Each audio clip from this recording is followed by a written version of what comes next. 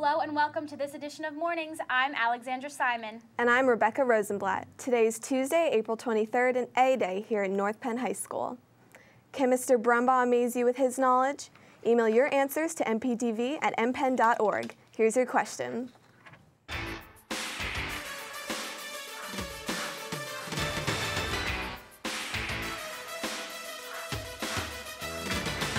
Hey, welcome to this week's Brumbaugh Challenge.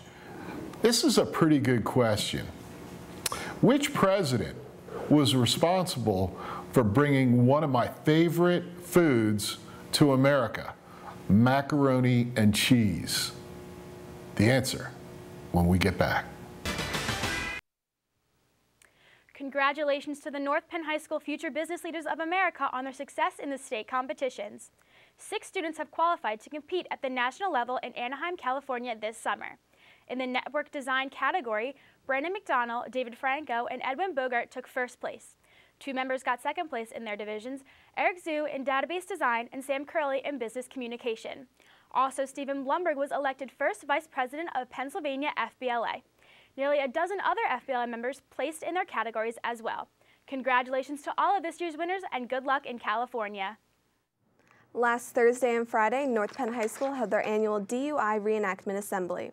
North Penn television reporter Alexandra Simon has more. In mid-April, the Act 211 Safe Schools Task Force put on a distracted driving presentation for seniors. Presented over 2 days, the first part of the presentation was a reenactment of a distracted driving car crash. Local police and fire departments and student actors played out a factual scene of 2 cars crashing after a night of partying with alcohol and controlled substances. The realistic reenactment was meant to bring to life the consequences of irresponsible driving. I thought the reenactment was really powerful, and it's really important for the students to understand that this could actually happen to them. The next day, seniors gathered in the auditorium to listen as 2 mothers shared their experiences with drunk driving. One was the mother of a teen who was killed by a drunk driver, and the other was the mother of the teen driving the car. Both shared what it is like living with the consequences of making poor decisions. Assistant Principal Mr. Broxterman hopes that after watching this 2-part presentation, students understand their actions can have consequences that affect everyone around them. Recreate this scene for students in hopes that they'll learn from that and understand what the real impact of poor decisions related to drinking, driving, and even including distracted driving. Reporting for North Penn News, I'm Alexandra Simon. This weekend, North Penn High School hosted the annual International Spring Festival. It is one of the largest multicultural events in the state. The festival celebrates ethnic and cultural heritages with performances, food, and cultural displays. Among the performers this year were the Velashki's Ukrainian Dance Ensemble and the Universal African Dance and Drum Ensemble. The International Spring Festival is an annual event sponsored by the Lansdale Public Library. Last week, the North Penn High School IMC was the scene of a riot. North Penn News reporter Tim Weisbein has more on this story. In mid-April, the staff of the IMC held their annual reading riot. The event, which is held during National Library Week, features students and teachers reading or performing their own original pieces or passages from popular works. The reading riot was to celebrate National Library Week. So we came up with the idea 13 years ago to let students participate in National Library Week by reading anything that they want to read. This year was great because we had kids read their own work. We had some kids recite poetry. We had kids sing songs. Mr. Ramsey and Mrs. Vogel, 2 of the librarians, were the MCs for the event, which was held throughout the entire school day. Students in attendance who did not read had the opportunity to win gift cards for coming out and supporting their fellow classmates. My favorite part about it is listening to the students read. The other students are so respectful and they like to listen to hear what other people have to say. As always, the reading riot was enjoyed by all. Reporting for North Penn Television, I'm Tim Weisbein. Yesterday, our Energy Troopers presented the Power Save for Earth Day. Throughout the program, we demonstrated how small efforts result in big changes. At the end of the 25-minute period, North Penn reduced energy use by 591 kilowatts. That equals 3,111 game consoles being turned off. Again, yesterday's goal was not to keep people from using electronics, but rather use your electronics, just power down when it is not in use. Savings add up fast. We would like to thank our friends and Energy Troopers who helped make yesterday's program possible. If you were not here 9th period yesterday and want to check out the show, visit our YouTube channel at youtube.com/NPTV. Can Mr. Wilson brighten your morning with his joke? Let's find out.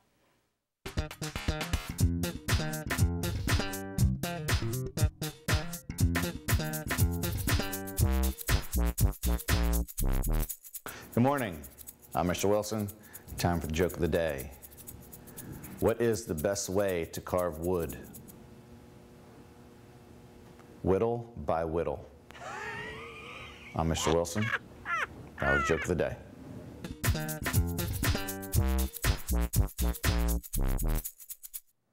Mr. Monero is here to talk with members of the Political Activism Club to talk about their upcoming event. Good morning, North Penn High School. We are here today with the Political Activism Club. I'm kind of excited about this interview because it's a relatively new club, and you guys have a new, never-before-occurring event happening here coming up at the end of the month. So why don't you guys tell us, by the way, Connor Dunn and Eddie Bogert, why don't you guys tell us a little bit about the Political Activism Club and what you do here? Right. So the Political Activism Club is a club that we recently started up again. It was dormant for a few years. And the reason is that we feel discussions about politics tend to be not very friendly often, and they can get pretty angry and ignorance and things of that nature. Mm-hmm. So we started the club to create a healthy environment for people to discuss politics and current issues. We're having a meeting today in room 816 at 2:30 to talk about the recent incidents in Boston. All right, now, yeah, and obviously in the world right now there's a lot of things going on politically. You have all the stuff going on with North Korea, you have continued war against terror, and you have all kinds of things that pop up just within our own borders. So what are some of the other things that you guys have talked about at your meetings in the past, Eddie? Well, our topics are actually pretty diverse, which is, I think, something we pride ourselves on. It's been like as simple stuff as North Korea or their increasing influence in the region, or we've even branch out into like international space law and stuff like that with the Outer Space Treaty, which is actually pretty interesting. So we don't try to define ourselves. All right, great. So definitely a great way to get involved politically and understand what's going on around the world and in our country. And you guys have April 30th, a fundraiser event coming up. It's not really a political event. It's just really more of a fun event and a way for you guys to raise some money. So why don't you tell us a little bit about Cecilia Nights? Right. So there's this game that a lot of students in our school play, and it's called a lot of names, but we're going to call it Sicilian Nights. And it's a party game. It's similar to Whodunit. Pretty much there's two types of people. There's the civilians and the villains. And you don't really know who each other is. Civilians' job is to get rid of the villains. Civilians try to get rid of the civilians. Okay. And it's a really fun game. We're going to have it in a tournament format, which means that we'll be running multiple games at the same time. And we're going to try to have like a championship round at the end for who has the most points. All right. If people want to go to Cecilia Nights, when is it? How much is it? How do they sign up? April 30th. The entry fee is $5. You can pre-register in any of the lunch periods. We're going to try and make it around to all of them. And it's from 2:30 to 5:30 in the senior CAF. It's going to be a lot of fun. Food, drinks, that kind of stuff is included. So we hope everybody can get out. All right. Anything else? Yeah. You can also pay at the door for $5. You don't have to register in the cafe if you want to pay April 30th at the door. All right, outstanding. All right, Political Activism Club. See either one of these guys, Connor or Eddie, if you want to get involved, or always see Mrs. Craig down in E16. And we have Cecilia Nights coming up April 30th. All right, good luck, guys. Thanks. North Penn High School Theater is presenting their 2013 spring musical, Aida, this week. North Penn News reporter Brittany Polzella has more. Lights, sound, set, costumes, magic. Since January, North Penn's actors, musicians, and stage crew members have been hard at work producing this year's spring musical. Aida, the school edition, composed by the writers of The Lion King, comes to life on the North Penn Theater stage this weekend. Junior Alex Breath, one of the leads in this year's play, tells us more. You should come see Aida because it's an amazing story about war, forbidden love, love triangles, and slavery, and the endurance of the human spirit, set to an amazing score by Elton John and Tim Rice. And it has a gorgeous set, so come out and see it, everyone. So there you have it. You can experience forbidden love and heightened conflict April 25th through the 27th at 7:30 p.m. each night, with an additional 2 p.m. performance on the 27th. Tickets are $5 for students and $10 for adults. You won't want to miss this epic journey as it whisks you back to the time of ancient Egypt. Reporting for North Penn Television, I'm Brittany Polzella. Will the dudes survive their perilous journey through Lansdale? Hello and welcome to Dude Survival. We've been dropped in the remote desert suburbs of Lansdale with only the clothes on our back. In the month of April, temperatures can swing from a bone-chilling 48 degrees up to a sweltering 85 degrees, and there is no shortage of dangerous wildlife, ranging from the ferocious white-tailed deer to the fearsome domesticated Yorkie poo. It's our mission to survive here for a full 24 hours before our rescue team can come in to save us. Oh, and by the way, we don't have any sunscreen. When trying to survive, it is critical to find food, and we knew just where to go to get the best of the best. Oh, he looks so juicy and delicious. You know what? I call dibs on his back legs. Paul, I have my wallet, like, right here. We can go to Wendy's, it's across the street. Eating a full, nutritious meal can put you into a good mood, which is ideal for survival. That was a great meal. Yeah, reasonable prices, too. About 6 hours into it, we were walking through the woods and Paul got attacked by a vicious Yorkie poo. It was one of the bloodiest attacks I've ever seen on one of these adventures. I'm pretty sure that Paul's still not over it. Just brutally got messed up pretty good. No!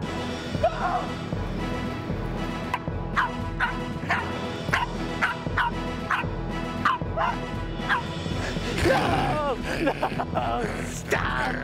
I don't understand. Why didn't you just stand up? I don't know. It's just Shane Owen's dog. We can probably set our shelter up over there. Yeah, see that? I like the tree and the structure of the... Yeah, well, we can like... Guys, I'm thirsty. Hey, Paul, get out of here. We're filming right now. Do you want a shelter or not? Anyways, so now, yeah, I think that's going to provide a lot of coverage from sun and weather. I'm pretty lightheaded too. Can you get out? We're trying to do something. Paul, we need this for the... What are you... Ooh, he's out cold. I think he might be dehydrated. We're gonna have to get him something to drink. You know what that means, right? I don't want to have to do that. Come on, Paul. Wake up. Wake up. Dude, stop. What is that? It's just water. Wake up. After Paul had his dehydration spell, he was recovering and me and Ethan went out and started to set up our shelter for the night. Seems like a good spot for shelter. Yeah, this tree right here, you see this is the basic foundation you want for a shelter and a home for the night. This pine cones, this should just hold up right like on center. Yep, right there. Okay, try it out. All right. And this roof should this really stay. Good. Yeah. Oh, Dave, are you serious? I thought it was gonna stay. We need to build a shelter or we're gonna die tonight. We're gonna die. I don't know if we're gonna die. We're gonna die. Okay. Oh, my house is like 2 blocks that way. Oh. After a grueling 12 hours in the concrete jungle of Lansdale, we have survived. We were very fortunate to find food and water as well as a place to sleep, and were lucky enough to survive our encounter with the fierce domesticated Yorkie poo. And that concludes our adventure today on Dude Survival.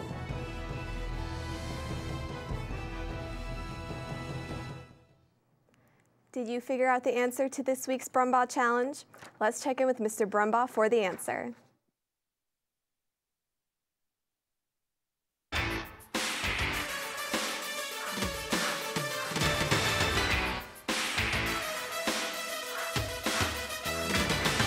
Hey, welcome back. The answer you've all been waiting for.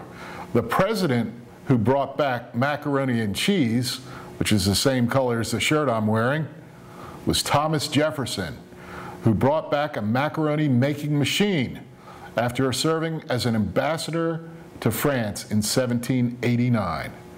Bet you didn't know that? Now you do. Thanks for playing this week's Brumbaugh Challenge. The winner of the Brumbaugh Challenge is Mrs. Dalton's class in E7. That's it for this edition of Mornings. I'm Alexandra Simon. And I'm Rebecca Rosenblatt. Have a fantastic day, North Penn. And happy Sweet 16, Hannah.